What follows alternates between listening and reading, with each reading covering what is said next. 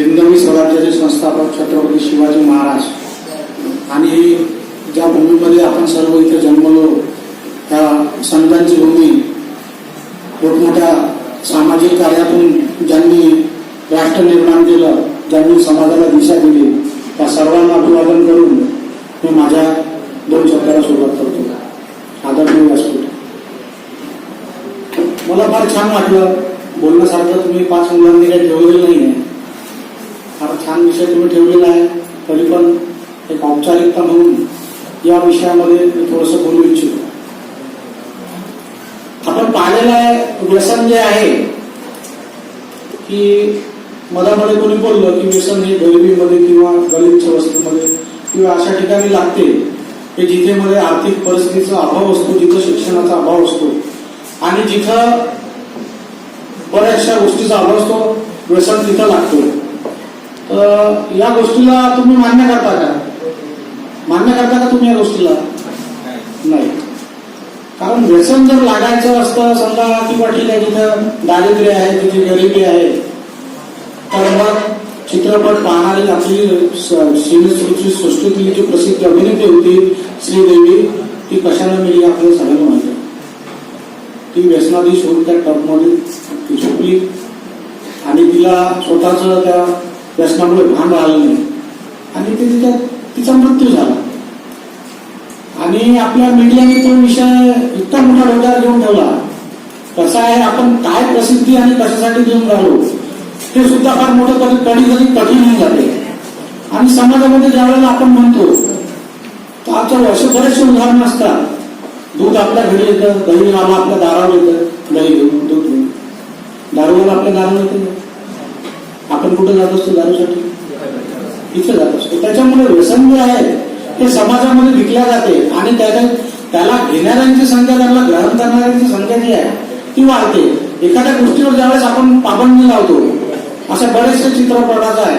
आम्ही बजरंग दल विश्व हिंदू परिषद म्हणून अनेक गोष्टीवर ज्यावेळेस बयान करायचा प्रयत्न करतो, जसं बजरंगी भाईजान पिक्चर आला होता, आता नवरात्री आला, त्याचं नवरात्री नाव होतं. आपल्या संस्कृतीची आपणच खेळतो आणि त्याच्यामुळे काय होतं, ज्यावेळेस आपण कुठल्या तरी वस्तूवर बॅन लावतो की नाही, जसं आपण महाराष्ट्रामध्ये म्हटलं ठीक आहे की आता महाराष्ट्र शासनाचा जी आहे की तुम्ही तंबाखूजन्य पदार्थ तुम्ही कायद्यानुसार विकू शकत नाही, तरी आपल्यामध्ये बरेचसे पुढे खर्गे खातात, बॅन आहे ते पुढ्या खातात आणि त्याचं प्रमाण जास्त आहे. तुम्ही जे पुढे पहा त्याच्यावर स्पष्ट विम्याच्या पुढेवर लिहिलेलं असते त्याच्या मागं की ही जर तुम्ही खाल्लं तुम्हाला कॅन्सर होईल. त्याच्यामध्ये स्पष्ट सूचना असतात.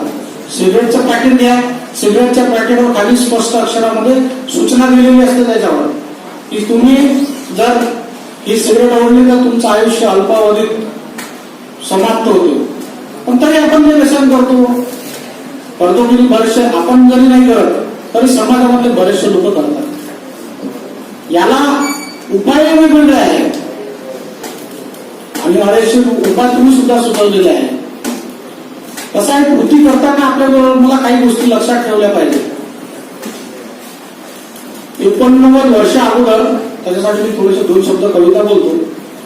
हरिवंशराय बच्चन, अमिताभ बच्चन यांचे जे वडील आहेत त्यांनी एक कविता लिहिलेली होती. तुमच्यातले बरेचसे लोक ती म्हणतही असतील. तर त्याच्यासाठी आपण काय करायला पाहिजे म्हणजे का, कुठल्याही गोष्टीसाठी जर आपण संकल्प केला की ठीक आहे आपल्याला व्यसनमुक्ती जर समाज घडवायचा, मग तो 5 मिनिटाच्या 10 मिनिटाच्या कृतीतून होणार का? नाही. त्याच्यासाठी तुम्हाला निरंतर प्रयत्न करत राहायला लागेल. तर हरिवंशराय बच्चन काय म्हणतात की असफलता एक चुनौती है, इसे स्वीकार करो. असफलता एक चुनौती है, इसे स्वीकार करो. क्या कमी रहेगी देखो और स्वीकार करो. क्या कमी रहेगी देखो और स्वीकार करो.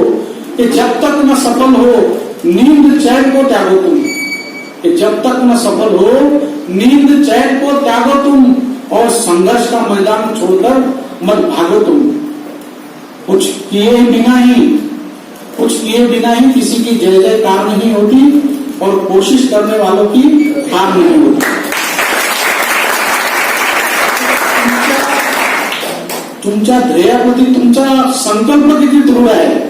तुम्हाला जर खरंच व्यसनमुक्त समाज निर्माण करायचा असेल तर तुमचा संकल्प किती दृढ आहे. नाही तर आपण इथं बोललो, वाचलो आणि आपण इथून निघून गेलो. आहे, समाजामध्ये ज्या आपण नकारात्मक गोष्टी असतात त्याच्या मागे आपण लागतो. आता रेव पार्ट्यामध्ये काय गरिबांचे मुलं असतात काय? पुणे मुंबईमध्ये आपल्या इथं रेव पार्ट्या होत नाही. रेव पार्ट्यामध्ये काय लहान घरचे मुलं असतात काय? अगदी व्यसनारी. संजू पिक्चर किती लोकांनी पाहिला? संजय दत्त घरी गरीब होता घरचा, त्याला काय गरज होती? त्यांनी स्वतःच्या आयुष्यासोबत देशासोबत तो खेळला. AK-47 त्याच्या घरावर घरी निघालेली आहे. शासनाला त्याच्यावर गुन्हे दाखल आहे. आता अकोल्यामध्ये उज्ज्वल निकम आले होते, त्यांचं स्टेटमेंट होतं. उज्ज्वल निकम साहेबांचं स्टेटमेंट होतं की हा गुन्हेगार आहे, महाराष्ट्र शासनाने याला शिक्षा भोगलेली आहे. याच्यावर तुम्ही चित्रपट निर्माण करता. म्हणजे आपण विकृती विकून राहिलो ना. समाजामध्ये विकृती ही विकल्या झालेली आहे आणि त्याचं आपण ग्रहण करताय. हे थांबायची जर आपल्याला जबाबदारी असेल तर आपल्याला आपल्या कर्तव्याचं भान असलं पाहिजे. आपल्या कर्तव्याशी आपण एकनिष्ठ राहिलं पाहिजे. आपल्याला देशाची चिंता, समाजाची चिंता, राष्ट्राची चिंता ठीक आहे, फार चांगली गोष्ट आहे. माझ्या मते सर्वात याच्यावर जर आदर्श उदाहरण असेल तर पहिले आपल्या घरापासून सुरुवात करा. व्यसन हे कधीच 19 वर्षापासून लागत नाही मित्रांनो. 19 वर्षामध्ये मेलेले तरुण आम्ही पाहिलेले आहे. आम्ही सोशल वर्कशी जुळलेलो आहे, आम्ही समाजाच्या अशा याच्याशी जुळलेलो आहोत. तरुण मुलगा आमच्या इथं गांजाची सवय लागते पोरांना. आम्ही पाहिलेलं आहे व्यसनाधीश. म्हणजे ज्या लहान मुलाला मी माझ्या खांद्यावर खेळवलं, मी त्याचा लाड करत होतो, लहानपणी मी त्याला घेऊन फिरत होतो, त्या मुलांनी शेवटचा श्वास जो आहे तो आमच्या समोर सोडला. त्याचे आई वडील, ज्या आई वडिलांना त्याची नितांत गरज होती भविष्यामध्ये की हा मोठा होऊन आमचा सांभाळ करेल, आमचा पालन पोषण करेल, तो 19 वर्षामध्ये मेला. ही समाजाची उदासीनता आहे. कावड महोत्सव माहिती आहे का तुम्हाला? नेमकं होते काय? कावड महोत्सवामध्ये एक प्रकार झालेला आहे. रिधोऱ्याचा मुलगा होता एक ढगे म्हणून, तुम्ही पेपरला बातमी वाचली असेल. तो स्वतः ट्रॅक्टरचा ड्रायव्हर होता. पण त्याने काय केलं माहिती आहे का? तो इतका दारू पिऊन होता. त्याला पोरांनी समजवलं की बाबा तू या कॅबिनवर बसू नको, तू या ट्रॅक्टरच्या हा भाग एकदम तिथून तू पडला तर तू मरू शकतो, तू इथं बसू नको, हे घातक आहे. हे सांगल्यानंतर सुद्धा तो तिथेच बसला. आणि झालं काय की आम्ही जी व्यवस्था केली होती, यावर्षी तुम्हाला माहिती आहे की रोड फार खराब होते गांधीग्रामची, आणि सर्व लोक म्हणत होते की रोड नाही. पण त्याच्या नंतरची कृती काय आहे, त्याच्यासाठी आम्ही व्यवस्था केली होती. आम्ही आमच्या माध्यमातून 3 अँब्युलन्स तिथे ठेवल्या होत्या, डॉक्टरची विशेष टीम ठेवली होती. तर रात्री 2:30 वाजता त्या पोरांना काही पोरं बाईकवर घेऊन आले.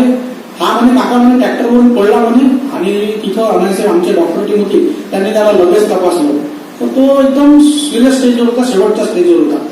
आम्ही त्याला लगेच अँब्युलन्स मध्ये टाकलं, त्याला समोरच्या उपचारासाठी मेन हॉस्पिटलला पाठवलं. आणि तिथे काय झालं, सकाळी 5 वाजता तो मेला. माणूस मरते ना, कोणाचं काही मिळत नाही, कोणाचं काही जात नाही. पण त्याच्या गेल्यानंतर ज्या जबाबदाऱ्या असतात त्या पार करण्यासाठी समाजातलं कोणी येत नाही. आईची जागा